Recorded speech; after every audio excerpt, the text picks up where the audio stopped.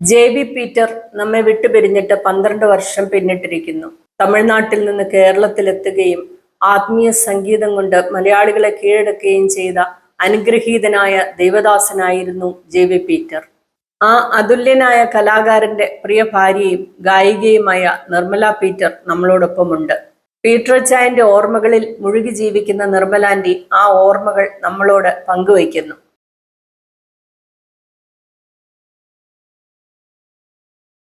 ജെ.ബി. പീറ്ററച്ചായന്റെ പാട്ട് ആദ്യമായിട്ട് കേൾക്കുന്നത് എപ്പോഴാണ്?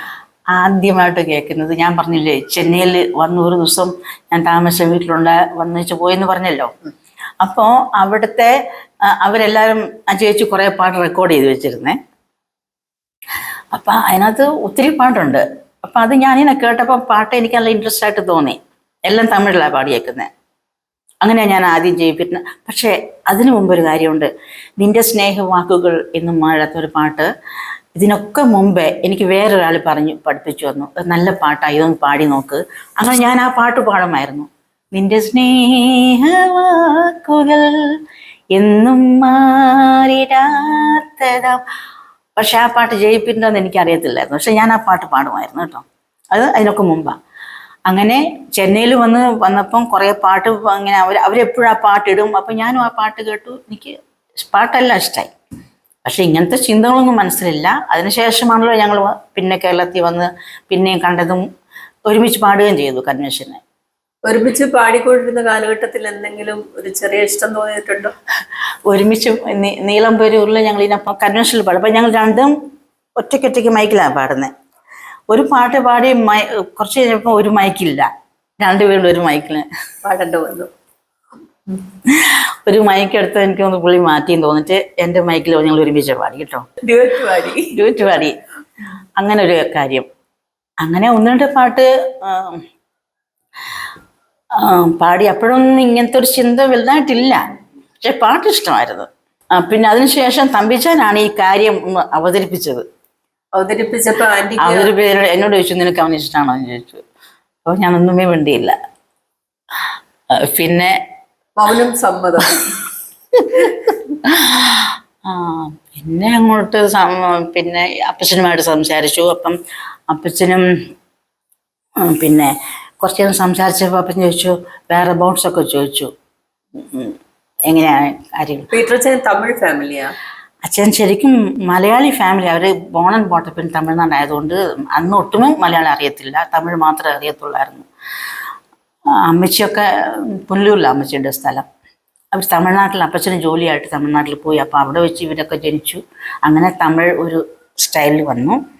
നിങ്ങൾ തമ്മിൽ ഒത്തിരി അന്തരങ്ങളുണ്ടല്ലോ. ഒന്നാമത് ഒരു തമിഴ് ബാക്ക്ഗ്രൗണ്ട്, രണ്ടാമത്തെ വളരെ സുന്ദരിയായ ഒരു പെൺകുട്ടി. പീറ്ററച്ചായൻ അത്രയും ഭംഗി സൗന്ദര്യം ഒന്നുമില്ല. അങ്ങനെ പല അന്തരങ്ങളുണ്ടല്ലോ. Black beauty. അപ്പൊ ആന്റിക്ക് അത് സമ്മതമായിരുന്നു? അതോ പാട്ടാണോ ആന്റി ഏറ്റവും കൂടുതൽ? പാട്ടായിരിക്കണം എന്നെ ആകർഷിച്ചത്. അങ്ങനെയാണ് ഒരു ഇഷ്ടം തോന്നിയത്. ഓക്കെ. അപ്പൊ വീട്ടുകാർക്ക് ഈ തമിഴ് ബാക്ക്ഗ്രൗണ്ട് ഒന്നും ഒരു ഇഷ്യൂ ആയിട്ട് തോന്നിയില്ല? ഇല്ല, ഞങ്ങൾ കാര്യം തമിഴുമായിട്ട് ഞങ്ങൾക്ക് കുറച്ച് ഇതുണ്ട്, എപ്പോഴും കണക്ഷൻ ഉണ്ടല്ലോ. പിന്നെ പീറ്ററച്ചായൻ 15ാമത്തെ വയസ്സിൽ ബോൺ ക്യാൻസർ വന്നതിനെ കുറിച്ച് കേട്ടിട്ടുണ്ട്? അതിനെ കുറിച്ചൊക്കെ കേട്ടായിരുന്നു. അതിന് മുമ്പേ, കല്യാണത്തിന് മുമ്പേ കേട്ടു. സാക്ഷിയെല്ലാം സാക്ഷിയൊക്കെ കേട്ടു. അപ്പൊ കംപ്ലീറ്റ്ലി ക്യൂർഡ് ആയി കഴിഞ്ഞിട്ടായിരുന്നു നിങ്ങളുടെ? അതെ അതെ അതെ, കംപ്ലീറ്റ് സൗഖ്യമായിട്ടാണ്. പക്ഷെ എനിക്ക് അതിനെക്കുറിച്ച് പിന്നെയും വരുമോ എന്നുള്ള ആദ്യം ഒന്നും എനിക്കുണ്ടായിരുന്നില്ല. കാര്യം കർത്താവ് തൊട്ടാ അത് പെർഫെക്റ്റ് അല്ലേ. പിന്നെ അതിനകത്ത് സംശയിക്കേണ്ട കാര്യമില്ല, അത് ഇന്നുമില്ല. അപ്പം ഇങ്ങനെ ഒരാളെ കല്യാണം കഴിച്ചാൽ പിന്നെയും അസുഖം വന്നെങ്കിൽ എന്ത് കൊടുക്കുന്നുള്ള പേടിയൊന്നും എനിക്കില്ല. കാര്യം എനിക്ക് രോഗസൗഖ്യം ഒത്തിരി എക്സ്പീരിയൻസ് ചെയ്ത ആളാണ് ഞങ്ങൾ കുടുംബമായതിനു ശേഷം ഞങ്ങൾ ആദ്യത്തെ പ്രോഗ്രാം ഒരു പരസ്യയോഗമാണ്. അന്ന് ഞങ്ങൾ കല്യാണം കഴിഞ്ഞിട്ട് കണ്ണൂർ എൻ്റെ വീട്ടിലേക്കാണ് പോയത്. അവിടെ ആയിരിക്കുമ്പം ആ സൺഡേയിൽ ശരി, അപ്പം ഞാനവിടെ ഒരു ലേമൻസ് ഇവാഞ്ചലിക്കൽ അതിൽ വർക്ക് ചെയ്യുന്നുണ്ടായിരുന്നല്ലോ. അപ്പം ഇനിയിപ്പം കല്യാണം കഴിഞ്ഞാൽ പിന്നെ ഞാൻ അവിടെ കിട്ടും. അപ്പം ശരി, അപ്പം നമുക്കൊരു പ്രോഗ്രാം ഇന്ന് അവരെ കൂടെ വിളിച്ച് ഞങ്ങൾ നമ്മുടെ പരസ്യയോഗം നടത്തി കണ്ണൂർ ടൗണിൽ വെച്ച്. ശരിക്കും മുന്നേ കല്യാണത്തിന് ശേഷം ഞങ്ങൾ ഒരുമിച്ച് ഹസ്ബൻഡ് ആൻഡ് വൈഫ് ആയതിനു ശേഷം ഒരുമിച്ചുള്ള ഒരു പ്രോഗ്രാമാണ് പരസ്യയോഗം. അതിനുശേഷം പിന്നെ പ്രോഗ്രാമുകളുടെ ഒരു വലിയൊരു ഘോഷയാത്രയായിരുന്നല്ലോ, ചെറുതും വലുതുമായ കൺവെൻഷൻ, ക്രൂസൈഡ്, സ്വദേശത്തും വിദേശത്തും ഒക്കെ. പിന്നെ ഏറ്റവും അവസാനം ഞങ്ങൾ പാടി നിർത്തിയതും ഒരു പരസ്യയോഗമാണ്. കാര്യം ഞാൻ അതിൽ മരിക്കുന്നതിൻ്റെ 4 ദിവസം മുമ്പ് ഞങ്ങൾ, അത് ഓഗസ്റ്റ് 15 ആയിരുന്നു, അന്ന് രാവിലെ മുതലേ ഞങ്ങൾ പരസ്യോഗത്തിന് ഇറങ്ങി. വൈകുന്നേരം ലാസ്റ്റ് പരസ്യമൊക്കെ ഞങ്ങളിപ്പോൾ താമസിക്കുന്ന സ്ഥലത്ത് വെച്ച് തന്നെ ആ മുക്കിൽ വെച്ച് പരസ്യമല്ല, അതാണ് ലാസ്റ്റ് ഞങ്ങളുടെ മീറ്റിംഗ്. അപ്പം തുടങ്ങിയതും അവസാനിച്ചതും പരസ്യത്തിലായിരുന്നു. അതൊരു പ്രത്യേക അനുഭവമാണ്. ആയിരക്കണക്കിന് വേദികളിൽ ആന്റി പാട്ട് അവതരിപ്പിച്ചിട്ടുണ്ട്, പാട്ട് പാടിയിട്ടുണ്ട്. എന്നാൽ ലാസ്റ്റ് പാടിയ പ്രോഗ്രാം എവിടെയായിരുന്നു? ഏറ്റവും ലാസ്റ്റ് പാടിയത് ഞാൻ 1 മാസം മുമ്പേ ഒരു കൺവെൻഷൻ അടൂരിലുണ്ടായിരുന്നു. അതാണ് ലാസ്റ്റ് ഞാൻ പാടിയത്. അപ്പോൾ എനിക്ക് നല്ല സുഖമില്ലായിരുന്നു. ഞാൻ കൈക്കൊരു വീഴ്ചമോ അതൊരു ഫ്രാക്ചറൊക്കെ ആയിട്ടിരിക്കുകയായിരുന്നു. പക്ഷേ ബാൻഡേജോടുകൂടി ഞാൻ പോയി പാടി. അതായത് ലാസ്റ്റ് 1 മാസം മുമ്പേ. 1 മാസം മുമ്പ്. അപ്പോൾ ആൻറ്റിയുടെ ഈ ചെറുപ്പകാലം തൊട്ട് ആൻറ്റി പാട്ടൊക്കെ പഠിച്ചിട്ടുണ്ടോ? പ്രൊഫഷണൽ സിംഗർ എന്നുള്ള നിലയിലാണ് ചോദിക്കുന്നത്. പാട്ട് പഠിക്കുമോ? ചെറുപ്പത്തിലെ എൻ്റെ ഫാമിലിയിൽ എനിക്ക് നല്ല മ്യൂസിക് ഒരു അറ്റ്മോസ്ഫിയറാണ്. എൻ്റെ അപ്പച്ചൻ നല്ലൊരു വയലിനിസ്റ്റാണ്, അമ്മച്ചിക്ക് ഹാർമോണിയം വായിച്ച് പാടുക. അപ്പോൾ 2 സൈഡിൽ നിന്നും ആ മ്യൂസിക്കിൻ്റെ ടാലൻ്റ് എനിക്ക് കിട്ടി. അപ്പം ചെറുപ്പത്തിലെ വീട്ടിൽ ഞങ്ങളുടെ ഫാമിലി പ്രെയറിൽ സന്ധ്യയാകുമ്പോൾ ഞങ്ങൾ പാട്ട് പാടും. അത് 1ഉം 2ഉം പാട്ടൊന്നുമല്ല, മണിക്കൂറുകൾ പാടും.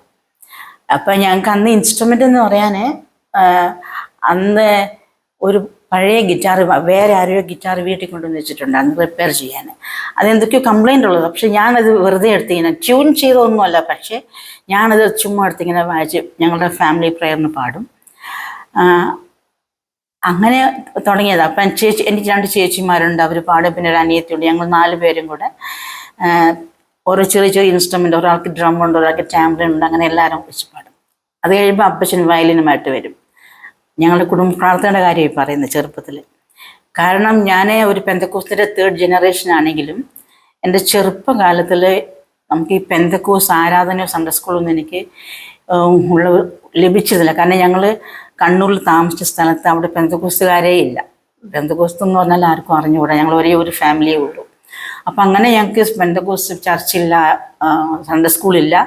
ഞങ്ങൾ ചെറുപ്പത്തിൽ അവിടെ ഒരു CSI ചർച്ചുണ്ട്, അവിടെ സൺഡേ സ്കൂളിന് പോകും. അങ്ങനെയായിരുന്നു. പിന്നെ വീട്ടിൽ വന്നിരുന്ന് ഞങ്ങൾ അപ്പച്ചനും അമ്മച്ചിയും ഞങ്ങൾ 4 ഗേൾസ് എന്ന് പറഞ്ഞാൽ ഞങ്ങൾ 4 പേരോട് ആരാധിക്കും.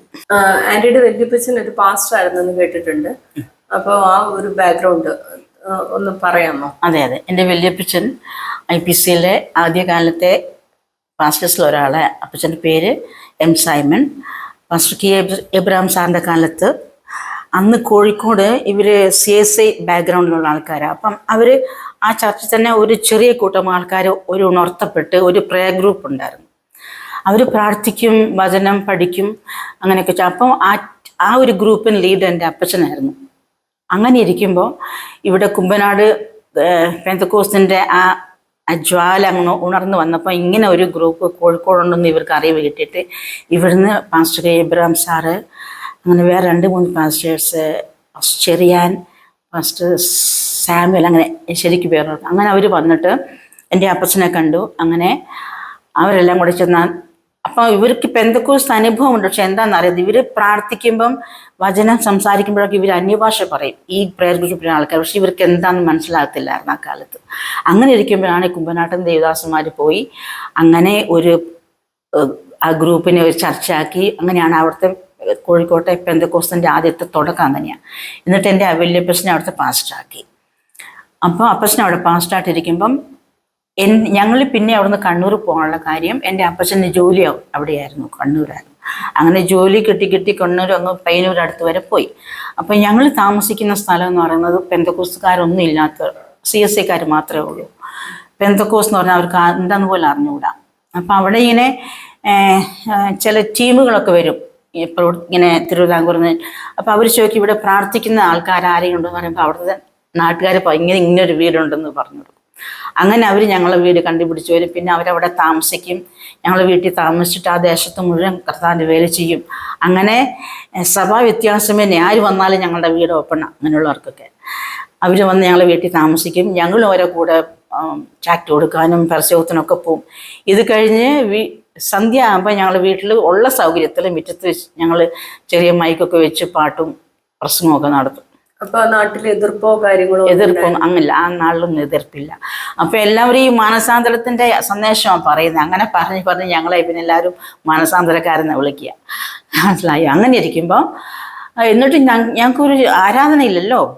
ഞങ്ങൾ പിന്നെയും CSA ചേർച്ചിലാണ് പോയിക്കൊണ്ടിരുന്നത്. അങ്ങനെ ഇരുന്നപ്പോൾ എൻ്റെ അമ്മച്ചിക്ക് പെട്ടെന്നൊരു ദൈവം ഒരു ആലോചന കൊടുത്ത് ഒരു സൺഡേ സ്കൂൾ തുടങ്ങിയാലോ വീട്ടിൽ, ഞങ്ങൾക്ക് സൺഡേ സ്കൂൾ പഠിപ്പിക്കാൻ വേണ്ടി. അപ്പം അമ്മച്ചി ഞങ്ങൾ വീട്ടിലൊരു സൺഡേ സ്കൂൾ ആരംഭിച്ചു. ആ സൺഡേ സ്കൂളിൽ വന്ന് പഠിച്ചത് ഒരു 3/4 കുട്ടികളും ഹിന്ദു കുട്ടികളാണ് ആ ദേശത്തുള്ള, പിന്നെ കുറച്ച് CSA. ആ സൺഡേ സ്കൂളിൽ അന്ന് എനിക്ക് 9 വയസ്സേ ഉള്ളൂ. എനിക്ക് 9 വയസ്സുള്ളപ്പം തുടങ്ങിയ സൺഡേ സ്കൂൾ ഇന്നും ഉണ്ട്. മാത്രമല്ല ആ സൺഡേ സ്കൂൾ ഇന്നൊരു ചർച്ചായിട്ട് മാറി. ആ ചർച്ചിൻ്റെ കൂടെ ഒരു 5-6 ബ്രാഞ്ച് ചേർച്ചസും കൂടെ ഉണ്ട്. അതിന് തുടക്കമിട്ടത് എൻ്റെ അമ്മച്ചിയായിരുന്നു. എൻ്റെ അമ്മച്ചി നല്ലൊരു പ്രയർ വാരിയറായിരുന്നു. ഫാദറിനെ എന്തോ വിളിക്കുന്നത്? അപ്പച്ചൻ അമ്മച്ചിയെ ഞങ്ങൾ വിളിക്കുന്നു. ഗ്രാൻഡ് ഫാദറും സെയിം. ഗ്രാൻഡ് ഫാദറിന് ആ കോഴിക്കോടൊക്കെ ഇവിടെ വല്യപ്പച്ചെന്നല്ലേ പറയാ, കോഴിക്കോട് ഗ്രാൻഡ് പാരൻസ്. അച്ചാച്ചൻ അമ്മമ്മ എന്ന് അവിടെ പറയാ. ഇവിടെ അത് അച്ചാച്ചൻ അമ്മ വേറൊരു ഇതല്ലേ, അവിടെ ഗ്രാൻഡ് പാരൻസിന് അച്ചാച്ചൻ അമ്മമ്മ എന്ന് പറയാ. അമ്മച്ചിയെ കുറിച്ചുള്ള ഓർമ്മകൾ കുറച്ചുകൂടെ വിശദമായിട്ട് പറയാം. അതെ, അമ്മച്ചിയെ കുറിച്ചാണ് ഓർമ്മ മുഴുവനും ഉള്ളത്. അമ്മച്ചിയുടെ നാട് തൃശ്ശൂരാ. അമ്മച്ചിയുടെ പേര് മാത്തിരി, തൃശ്ശൂർ നെയ്മാണ്. അമ്മച്ചിക്ക് ഭയങ്കര സുവിശേഷ എരിവുള്ളൊരു സ്ത്രീയാണ്, പ്രയർ വാരിയർ. അപ്പം അമ്മച്ചി എല്ലാം ആ ദേശം മുഴുവനും ഇറങ്ങി സുവിശേഷം പറഞ്ഞിട്ടുണ്ട്. അപ്പം ആ ദേശത്തൊന്നും ഒരു പെന്തക്കോസ്തുകാരുമില്ല, കുറച്ച് CSAക്കാരുടെ അത്രയേ ഉള്ളൂ. പക്ഷെ എല്ലാവരും അമ്മച്ചിയെ എന്തെങ്കിലും ആവശ്യം ഉണ്ടെങ്കിൽ അമ്മയ്ക്ക് പ്രാർത്ഥിക്കാൻ വിളിക്കും. പിന്നെ ഇപ്പോഴും ഞങ്ങൾ പിന്നെ ചെല്ലുമ്പം അമ്മച്ചിയുടെ അതിരാവിലെ എഴുന്നേറ്റ് 5 മണിക്കുള്ള പാട്ട് കേട്ടാൽ ഞങ്ങളെ ഉണർന്നെന്ന് പറയുന്ന ആൾക്കാരുണ്ട്.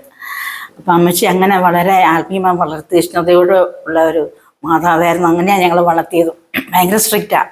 ഞങ്ങൾക്ക് സൺഡേ സ്കൂളൊന്നും ഇല്ലാത്തതുകൊണ്ട് എവ്രി ഫാമിലി പെയർ ഒരു സൺഡേ സ്കൂളായിരുന്നു. ഇന്ന് പഠിപ്പിക്കുന്ന കാര്യം അമ്മച്ചി നാളെ ക്വസ്റ്റ്യൻ ചോദിക്കും. എന്നിട്ട് അടുത്ത ദിവസം. അങ്ങനെയാണ് ഞങ്ങൾക്ക് വചനം പഠിച്ചത് മുഴുവനും വീട്ടിൽ അമ്മച്ചിയുടെ ഒരു ട്രെയിനിങ്. അത് അങ്ങനെ ഇരിക്കുമ്പോഴാണ് അമ്മച്ചിക്ക് ഒരു ദൈവം തോന്നിച്ചു സൺഡേ സ്കൂൾ തുടങ്ങിയാലോ. അങ്ങനെ ഇരിക്കുമ്പോൾ സൺഡേ സ്കൂൾ ഞങ്ങൾ വീട്ടിൽ തുടങ്ങി. ആ സൺഡേ സ്കൂളിൽ ഏകദേശം 80-90 കുട്ടികൾ വരെ വന്നിട്ടുണ്ട്. അതിൽ 3/4 ഹിന്ദു കുട്ടികളാണ്, ബാക്കി കുറച്ച് CSA. അമ്മച്ചി എങ്ങനെയാണ് വചനം പഠിച്ചത്? അമ്മച്ചി ശരിക്കും അമ്മച്ചിയുടെ ബാക്ക്ഗ്രൗണ്ട് ബ്രദറൻ തൃശ്ശൂർ ബ്രദറുകാരായിരുന്നു. പിന്നെ കല്യാണം കഴിച്ച് കോഴിക്കോട് വന്നപ്പം പെന്തക്കോസ്ത് അനുഭവം ഒന്നും കൂടെ വന്നു. അപ്പം അമ്മച്ചി അന്ന് മുതലേ നല്ല തീഷ്ണതയാണ് പ്രാർത്ഥിക്കാനും എല്ലാത്തിനും. അമ്മച്ചി ഗായികയായിരുന്നല്ലേ പറഞ്ഞു? അമ്മച്ചി ഹാർമോണിയം വായിച്ചിങ്ങനെ പാടും. അമ്മച്ചി പഠിപ്പിച്ചൊരു പാട്ട്. അമ്മച്ചി എപ്പോഴും പാടുന്ന പാട്ട് എന്ന് പറയുന്നത് സിയോൻ സൈന്യമേ ഉണർന്നിടുവിൻ. ആ പാട്ട് എപ്പോഴും അമ്മച്ചി പാടുന്ന പാട്ടാണ്. അപ്പം അങ്ങനെ ഇരിക്കുമ്പോൾ അതുപോലെ തന്നെ എല്ലാ വെള്ളിയാഴ്ച അമ്മച്ചി അവിടെ അടുത്ത് TB സാനിറ്റോറിയം, ആ TB സാനിറ്റോറിയം ഇന്നത്തെ പരിയാരം മെഡിക്കൽ കോളേജായിട്ട് മാറി. ഞങ്ങളുടെ വീടിന് അടുത്ത് നടന്നു പോകാനുള്ള ദൂരമുള്ള. അപ്പം എല്ലാ ആഴ്ചയും അമ്മച്ചി അവിടെ പോയി രോഗികളടുത്ത് പോയി പ്രാർത്ഥിക്കും. ഞങ്ങളും അമ്മച്ചിയുടെ കൂടെ പോകും. TB പേഷ്യൻസാണ് മുഴുവൻ. പക്ഷേ അതൊന്നും ഞങ്ങൾക്ക് പേടിയൊന്നുമില്ല. അമ്മച്ചിയുടെ കൂടെ ഞാനൊക്കെ എത്രയോ പ്രാവശ്യം പോയിട്ടുണ്ട്. അവിടെ പോയി ഈ പിന്നെ ഹോളിഡേയ്സൊക്കെ വരുമ്പോൾ, ഓണം ക്രിസ്മസ് ഒക്കെ വരുമ്പോൾ ഞങ്ങളെല്ലാവരും ടീമെന്ന് പറഞ്ഞാൽ അപ്പച്ചനും അമ്മച്ചി ഞങ്ങൾ ഇൻസ്ട്രുമെൻറ്റ്സും ഒക്കെ ആയിട്ട് പോയി അവർക്ക് വേണ്ടി പാട്ട് പാടുക, വചനം പറയുകയൊക്കെ ചെയ്യും. വല്യപ്പച്ചന്റെ അതേ തീഷ്ണതയോടുകൂടിയായിരുന്നോ അപ്പച്ചനും? അപ്പച്ചന് അത്ര അങ്ങോട്ട് തീഷ്ണത ഇല്ല. കാര്യം ഓരോ പ്രശ്നങ്ങളൊക്കെ വരുമ്പോൾ അതിനങ്ങോട്ട് ഫേസ് ചെയ്യാൻ അത്ര അങ്ങോട്ട് ഒരു ശക്തി ഇല്ലാത്ത പോലെ തോന്നിയിട്ടുണ്ട്. അതുകൊണ്ട് അമ്മ കുറച്ച് പുറകോട്ട് നിൽക്കും. പക്ഷെ അമ്മച്ചി അപ്പച്ചനെ ഇന്നെ താങ്ങി കൊണ്ടുപോകുമായിരുന്നു. അപ്പച്ചൻ പാസ്റ്റർ ആയിരുന്നു? അപ്പച്ചൻ ആദ്യ കാലങ്ങളിൽ ജോലി ചെയ്തു. പിന്നെ അവസാന നാൾ ഫുൾ ടൈം സുവിശേഷകനായിട്ട് മാറി. അതുവരെ ജോലി വിടാതെ ഇങ്ങനെ പോയിക്കൊണ്ടിരുന്നു. പക്ഷെ ദൈവം ആ ജോലി ഉപേക്ഷിക്കേണ്ട ഒരു സാഹചര്യം ദൈവം കൊണ്ടുവന്നു. കാര്യം ആ കമ്പനി തന്നെ ക്ലോസ് ചെയ്യുന്നൊരവസ്ഥ വന്നു. അപ്പം അതിനു മുമ്പേ തന്നെ ദൈവാത്മാവ് അമ്മച്ചിയോട് സംസാരിച്ചിരുന്നു, ഞാൻ നിൻ്റെ അപ്പത്തിൻ്റെ കോല് ഒടിച്ചു കളയാൻ പോകുന്നു. അപ്പം അമ്മച്ചി പറഞ്ഞു, നമ്മൾ ജോലിക്ക് പ്രശ്നം വരുന്നുണ്ടല്ലോ എന്ന് പറഞ്ഞു. അങ്ങനെ കുറച്ച് കഴിയുമ്പോഴത്തേക്ക് ആ കമ്പനി കംപ്ലീറ്റ് അതൊരു ടെക്സ്റ്റൈലായിരുന്നു.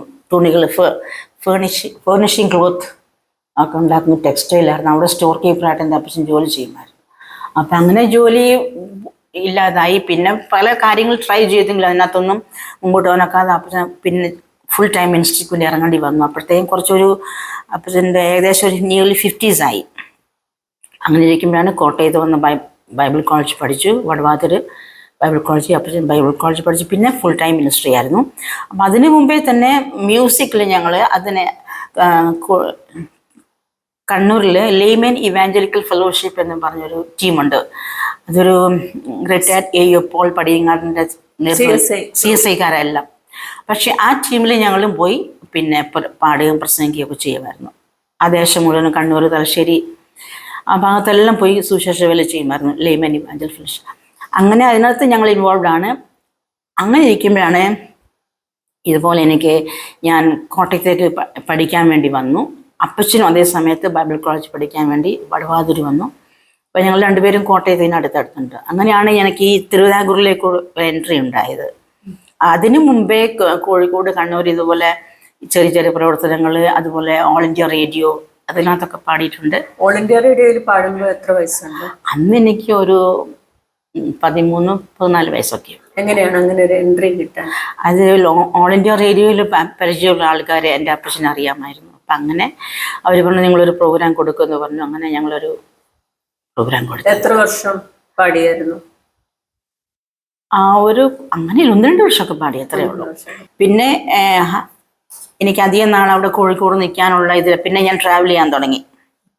ഇതുപോലെ പ്രോഗ്രാം ശരിക്കും പറഞ്ഞാൽ ഞാൻ ഒരു പ്രാവശ്യം പെട്ടെന്ന് ഞാൻ എൻ്റെ അപ്പച്ചനും കുമ്പനാട് കൺവെൻഷൻ എന്ന് കേട്ടിട്ടേ ഉള്ളൂ, ഒന്ന് അറ്റൻഡ് ചെയ്യാൻ കൊണ്ട് വന്നതാണ്. അങ്ങനെ വന്നപ്പോൾ അതേ സമയത്ത് ആ ബൈബിൾ കോളേജിൽ ഒരു തൃശ്ശൂർ എന്നുള്ള ബ്രദർ ഡേവിഡ്, ഒരു ഗിറ്റാർ വായിക്കുന്ന ഒരു ബ്രദർ പഠിക്കുന്നുണ്ട്. അപ്പം പറഞ്ഞു, അയ്യോ നിങ്ങളുടെ കയ്യിൽ ഇൻസ്ട്രുമെൻറ്റ്സ് ഒക്കെ നമുക്കൊന്ന് ട്രൈ ചെയ്താലോ, ഒന്ന് ചോദിച്ചു നോക്കാം. അങ്ങനെ ഒരു അതോറിറ്റിയോട് ചോദിച്ചപ്പം നിങ്ങൾ പാടാൻ പറഞ്ഞു. അങ്ങനെ ആദ്യമായിട്ട് എനിക്ക് തോന്നും ഒരു 74 ആണെന്ന് തോന്നുന്നു, 74 or 75 ഞങ്ങൾ ഇൻസ്ട്രുമെൻറ്റ്സ് വെച്ച് കുമ്പനാട് കൺവെൻഷൻ പാടി. അതുവരെ കൈയടിച്ചും തമ്പേരടിച്ചും പാടുന്ന ഒരു കാലഘട്ടമായിരുന്നു. പെട്ടെന്ന് ഒരു ചേഞ്ച് ആദ്യമായിട്ട്. അന്നൊക്കെ എല്ലാവർക്കും നല്ല താല്പര്യമായിരുന്നു. ആ ഒരാഴ്ച മുഴുവൻ ഞങ്ങളവിടെ പാടി കൺവെൻഷൻ. അത് കഴിഞ്ഞിട്ട് പിന്നെ വീട്ടിലേക്ക് തിരിച്ചു പോകാൻ കുറച്ച് പാടുപെട്ടു. കാര്യം ഒരുപാട് ബുക്കിംഗ് ആയി അവർ കൺവെൻഷന് ശേഷം. അങ്ങനെ പിന്നെ തിരിച്ച് നാട്ടിൽ കണ്ണൂർ ചെല്ലാൻ ഒരു 2-3 മാസം കഴിഞ്ഞാണ് പോയത്. കാരണം തുടർമാനമായിട്ട് കൺവെൻഷനിൽ പോകേണ്ടി വന്നു. അപ്പോൾ പഠനം അതുകൊണ്ട് തന്നെ എനിക്ക് കോളേജിൽ പോകാൻ പറ്റിയില്ല.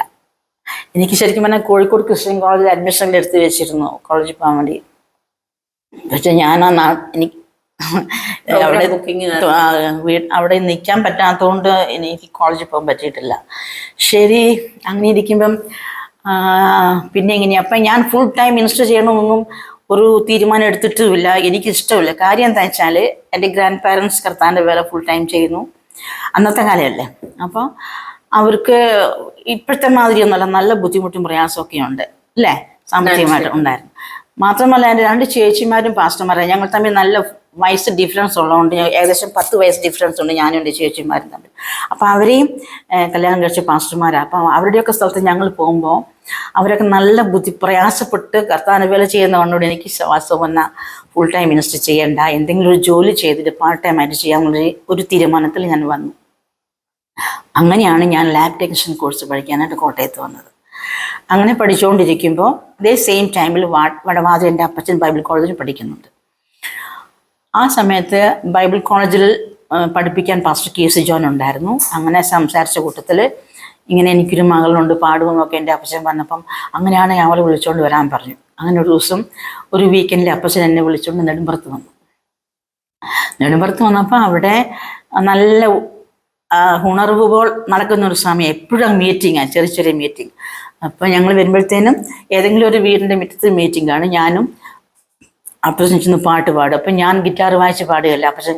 അപ്പം അതൊരു ഒരു പുതുമയായിരുന്നല്ലോ ആ കാലത്ത്. അപ്പം അത് ഒരു കൊച്ചു പെണ്ണിങ്ങനെ ഗിറ്റാർ വായിച്ച് പാടുന്ന കാണാൻ വേണ്ടി ആൾക്കാർ വന്നു.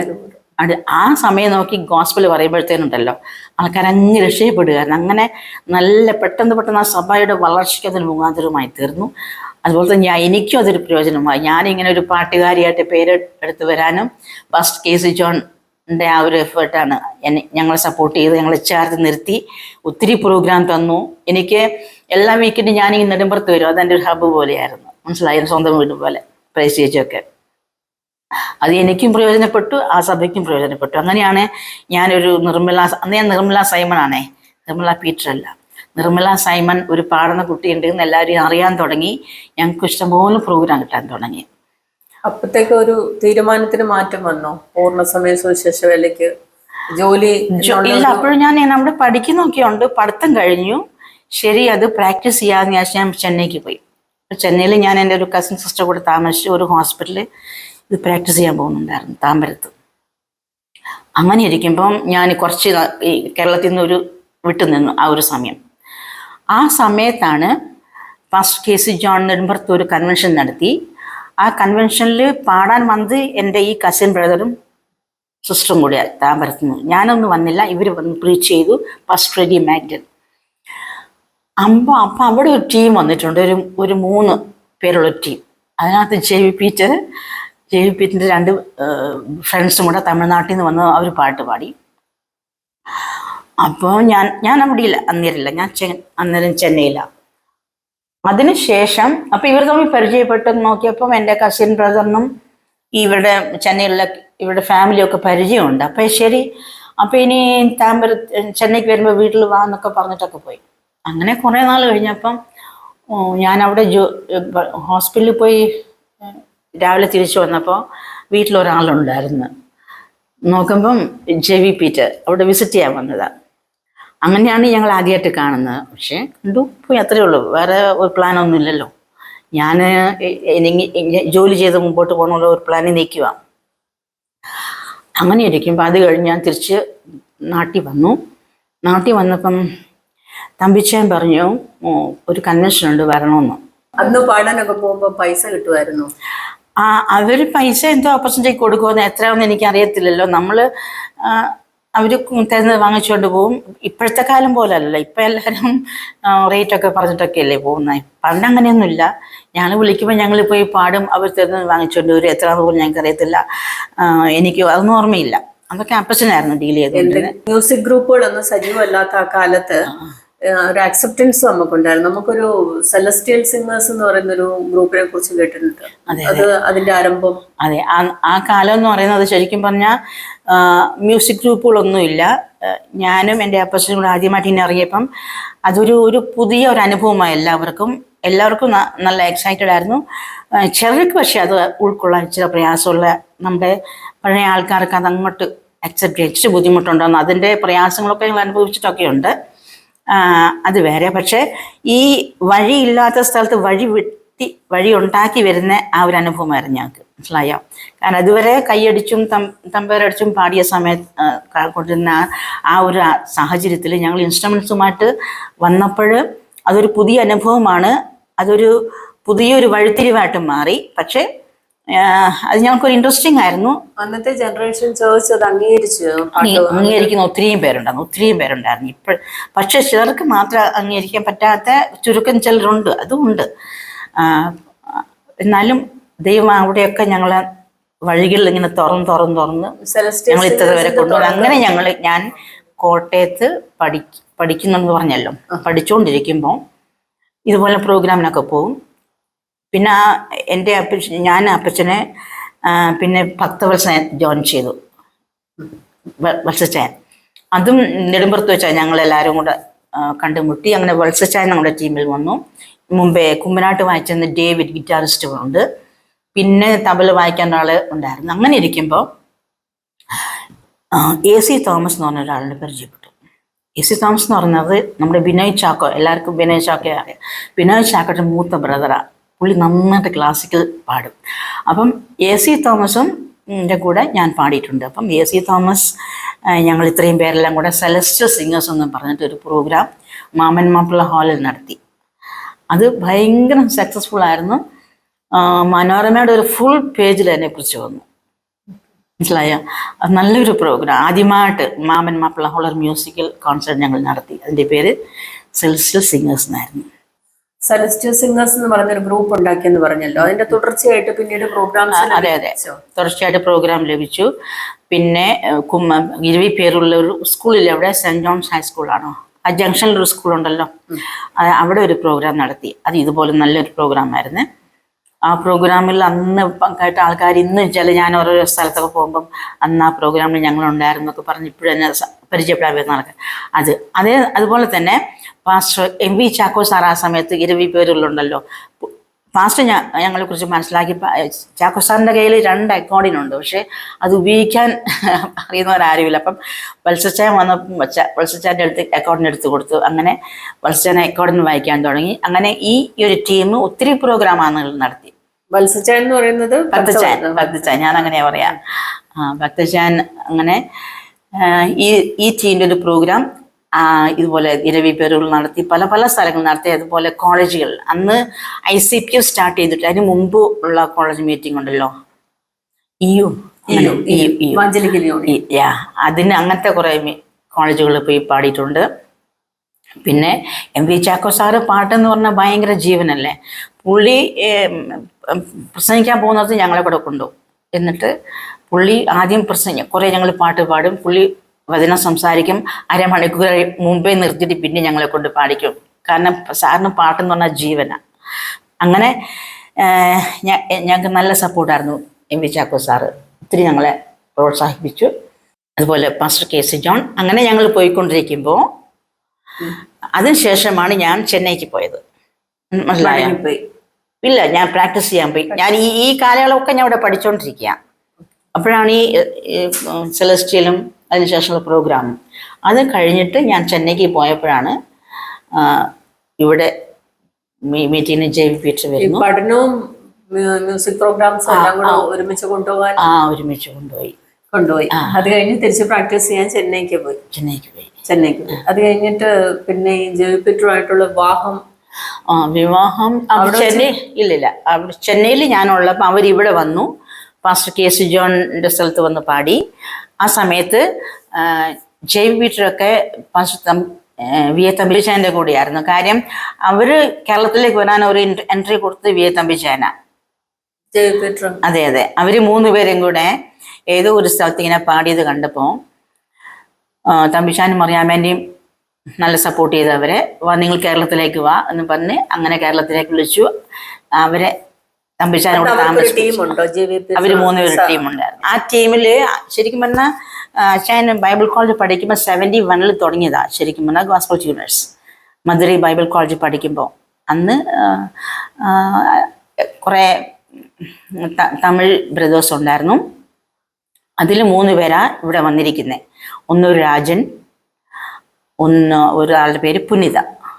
ഇവർ 3 പേരും കൂടെ തമ്പിച്ചാൻ്റെ കൂടെ താമസിച്ച് അവരെ കൂടെ വർക്ക് ചെയ്യാൻ പോകും. അങ്ങനെയാണ് ആ സമയത്താണ് നെടുമ്പുറത്ത് വരുന്നത്. അപ്പം ഞാനിവിടെ ഇല്ല, ഞാൻ ചെന്നൈയില്ല. പിന്നെ എൻ്റെ അവിടുത്തെ ഇത് പ്രാക്ടീസ് കഴിഞ്ഞാൽ തിരിച്ചു വന്നപ്പം തമ്പിച്ചാൻ എന്നെ അപ്പച്ചനെയും കൂടെ ഒരു കൺവെൻഷന് പാടാൻ വരണം എന്ന് പറഞ്ഞ് വിളിച്ചു നീലംപേരൂരിൽ. അങ്ങനെ നീലംപേരൂരിൽ കൺവെൻഷന് ഞങ്ങൾ വന്ന് പാടി. അപ്പോൾ ഇവരും അവിടെ ഉണ്ട്, JV പീറ്റർ ടീമും അവിടെയുണ്ട്. അപ്പം ഞങ്ങളെല്ലാവരും ഒരുമിച്ച് പാടുകയൊക്കെ ചെയ്തു. അത് കഴിഞ്ഞ് ഞാൻ തിരിച്ച് വീട്ടിൽ പോയി. പിന്നെ കൂടെ ഇങ്ങനെ തമ്പിച്ചാൻ ഞങ്ങളെ വിളിക്കാൻ തുടങ്ങി. അങ്ങനെ വിളിച്ചൊരു പ്രാവശ്യമാണ് പിന്നെ അപ്പച്ചന്മാർ സംസാരിച്ച് ഇത് കല്യാണ ആലോചനയിലേക്ക് വരുന്നത്. മനസ്സിലായി? അപ്പം VA Thampichayan, pastor KC John എല്ലാവരും കൂടെ ആലോചിച്ച് എൻ്റെ അപ്പച്ചനോട് പറഞ്ഞിട്ട് ഇവർ 2 പേരും കൊണ്ട് യോജിച്ചാൽ നന്നായിരിക്കുമല്ലോ എന്ന് ഉള്ള ആലോചന. അങ്ങനെയാണ് ഗായകരാണ്. അതെ, അങ്ങനെയാണ് കല്യാണം 1977 August 4th. JV Peter, Nirmala Peter ദമ്പതികളുടെ ജീവിതാനുഭവങ്ങളും സംഗീതാനുഭവങ്ങളും ഒരു കാലഘട്ടത്തിന്റെ ഓർമ്മകളായി നിർമ്മല പീറ്റർ നമ്മോട് പങ്കുവെക്കുകയാണ്. ഇത് നമ്മൾ ഓരോരുത്തരുടെയും ഗ്രഹാതുരത്വം ഉണർത്തുന്ന ഓർമ്മകൾ കൂടെയാണ്. ഈ അഭിമുഖത്തിന്റെ 2ാം ഭാഗം നാളെ രാത്രി ഇതേ സമയം ഇതേ ചാനലിൽ വീക്ഷിക്കുക. കാത്തിരിക്കുക.